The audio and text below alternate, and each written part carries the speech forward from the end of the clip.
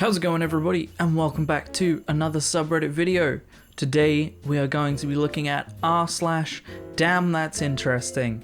Now, before we begin, I promised you guys that I would be doing a video while drunk. This is that video because I thought that me looking at interesting stuff while a little bit drunk would be quite funny. So I have some good old mead and like the last third of a Jaeger bottle left. I will get back to you guys when I'm a little bit sloshed, and then we will see how the video goes from there. Don't expect anything special from me.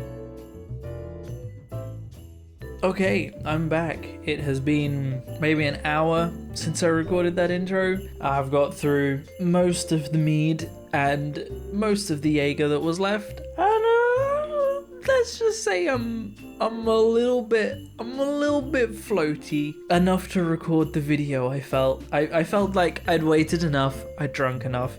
So let's just get on with the video. You guys might not even notice a difference because I'm loopy as it is, but maybe you'll notice a difference. Who knows? Who knows?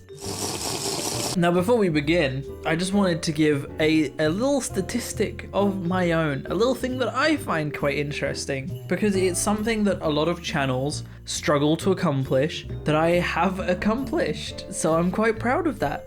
And that is that my viewer male to female ratio is almost a 50-50 split. Now, that is obviously, it doesn't count people that are non-binary, it doesn't count people that don't associate with a gender, but going by the recorded genders of YouTube being female and male, I am currently 46% of my viewers are female and 54% are male, so that's a pretty good 50-50 split, and I find it really interesting. Let's get into the video. In 1922, at the University of Toronto, this is going to be a great video, guys.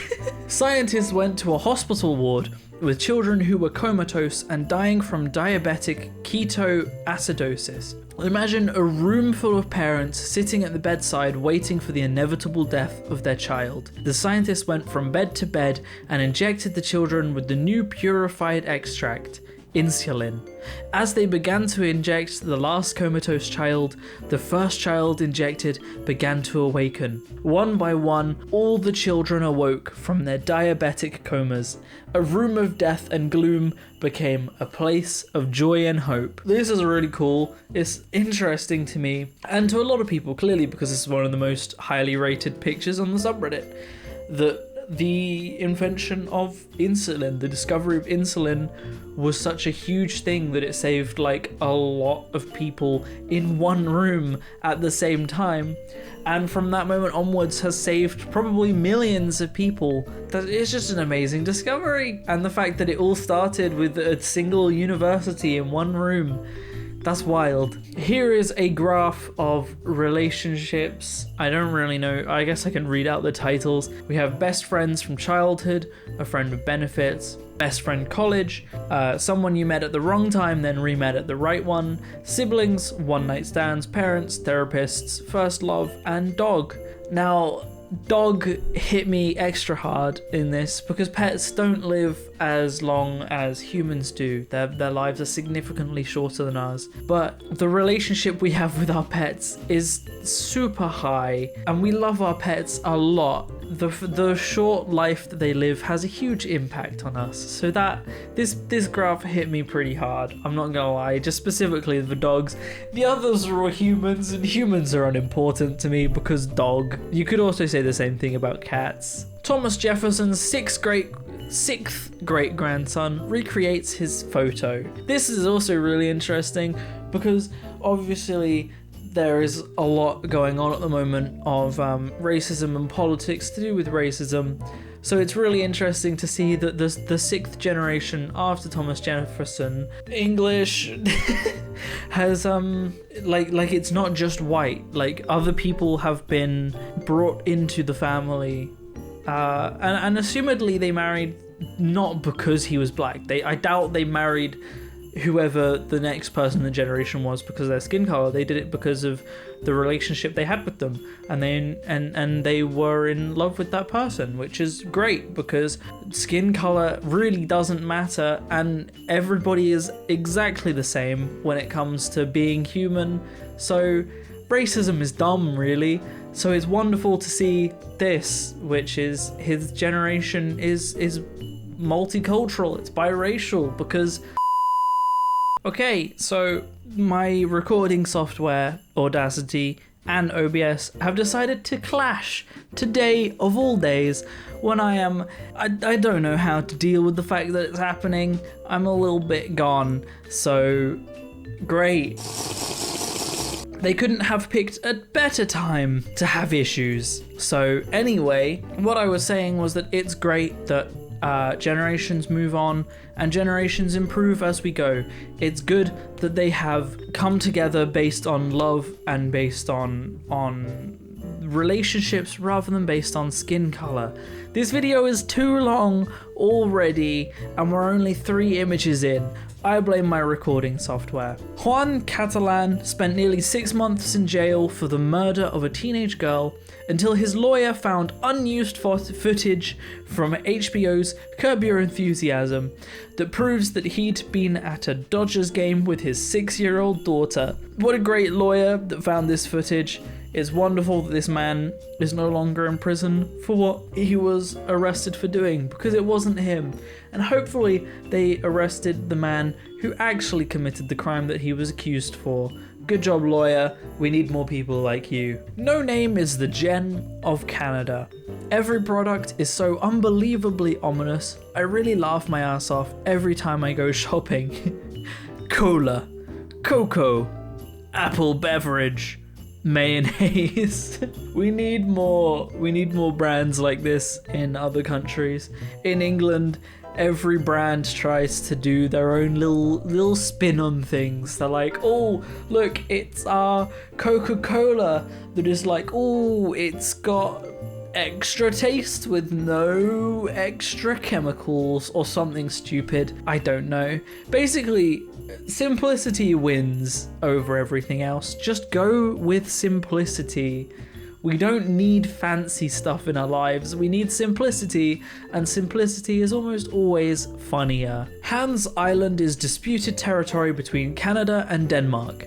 The militaries of both countries periodically visit to remove the other guy's flag and leave a bottle of Danish schnapps or Canadian whiskey. I really enjoyed the thought that it's a disputed territory, so they both believe they own the territory, and they're both just really non-violently contesting this territory by just leaving a bit of whiskey or booze. And I just love this, that you're the soldier sent to go to this place, and you're like, okay, right, like what do I need to do? Is it dangerous? And they're like, nah, mate, just turn up, remove whatever flag's there, put our flag there, and leave a bit of whiskey. It's all good, mate. In a small town in County Cork,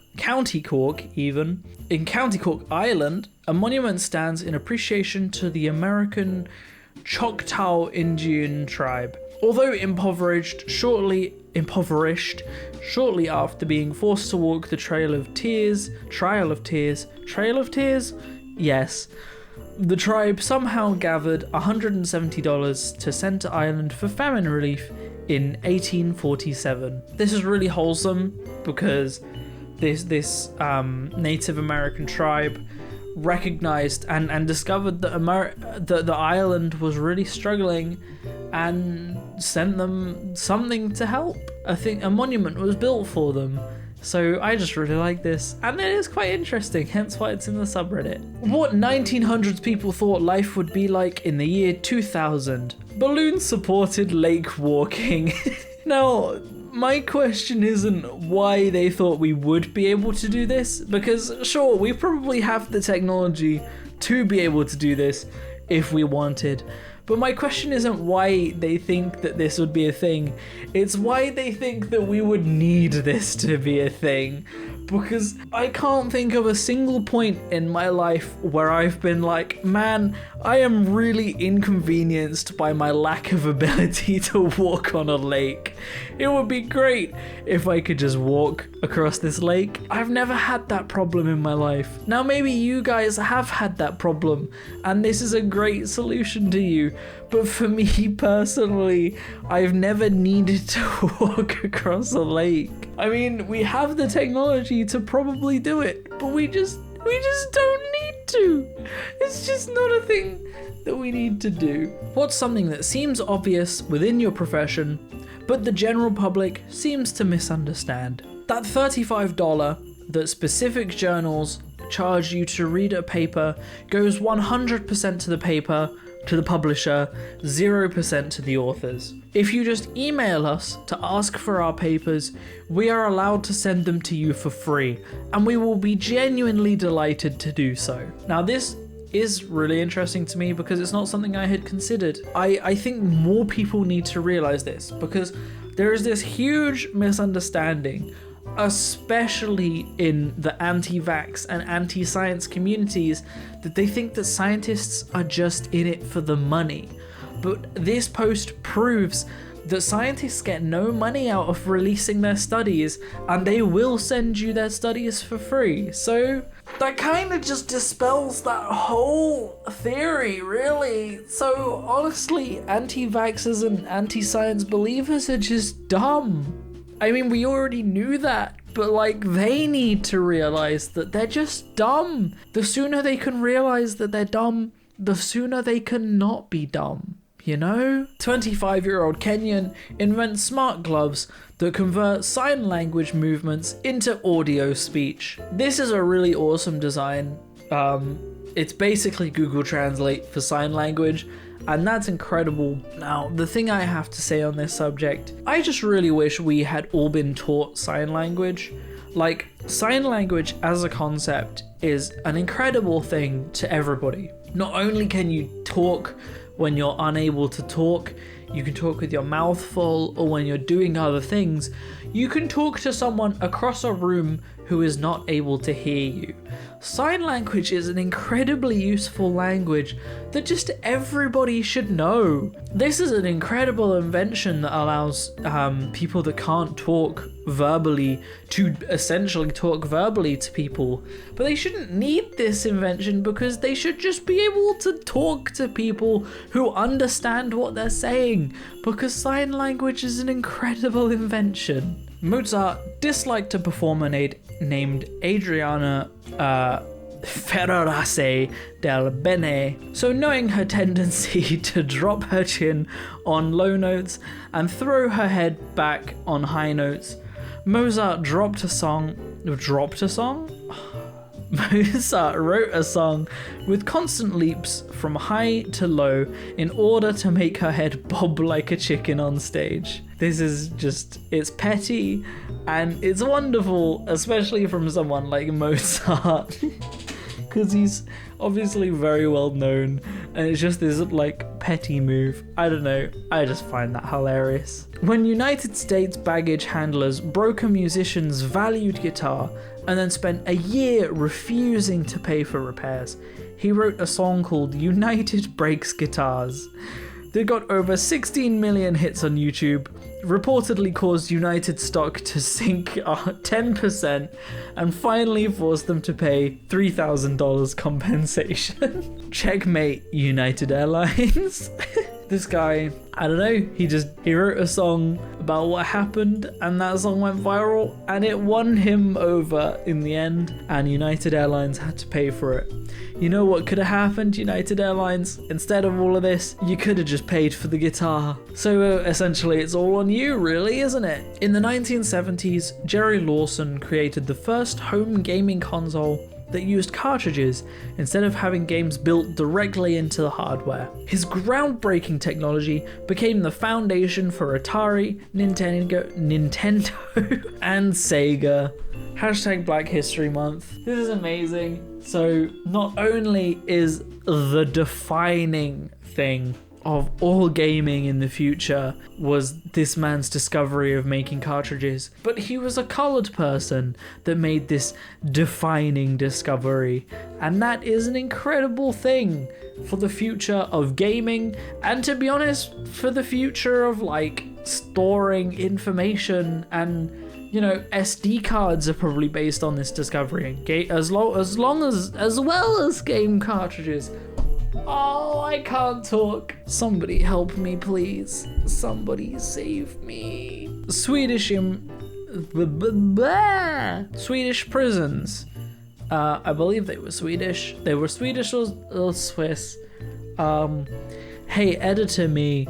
Insert whether they were Swedish or Swiss, although I'm pretty sure they were Swedish. They're prisons, anyway, is what I was trying to say. It's interesting because they actually care about their prisoners and give them, like, things that they can do.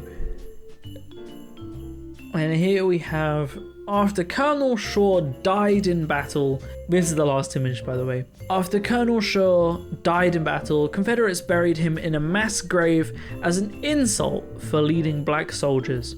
Union troops tried to recover his body, but his father sent a letter saying, "We would not have his body removed from where it lies, surrounded by his brave and devoted soldiers." This is one of the earliest cases, really, of people believing in black people, and like, he called black people devoted soldiers, you know. He believed that black people matter in the fight, and in general, that black people matter. And this was a really old case of that happening, and that is wonderful, because black people are just people. Like, the word black people is so dumb, because we don't even need a word for that, because they're just people, because everyone are people, no matter who you are in this world. If you're human, you're human. So why do we segregate people based on that? Why do we separate people from ourselves based on people being human? Because everybody is human. It's so stupid. That's where I'm going to end the video, guys. I hope you've enjoyed this video. I'm going to be honest, I can't remember half the posts I've read on this subreddit. If you want to support me, I have a Patreon, but just subscribing helps. I mean, like 80% of the people that watch my content aren't subscribed, according to my stats, so subscribing helps. I also have a Patreon if you really want to help me. Oh, I've got hiccups now. I also stream on Twitch every Thursday and Saturday, so go check that out if you're interested. Currently, I'm playing through The Witcher 3. Other than that, thank you so much for watching, guys, and I will see you in the next video. Peace out.